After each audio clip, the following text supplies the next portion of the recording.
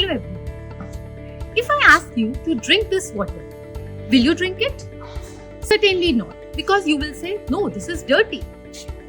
But what about this? You might think for a while and just have a sip of water.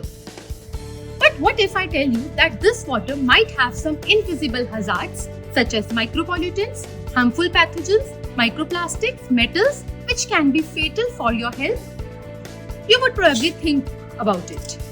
Well, the world around us is right now facing the global water crisis. Water everywhere, but not a drop to drink.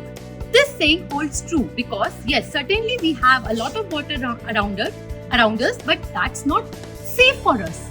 So, if you think that you have a potential idea to solve this crippling water crisis around the world, this is the time for action now.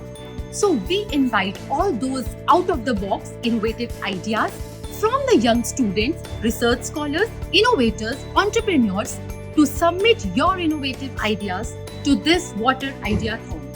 Water-A-Thon, where every idea matters.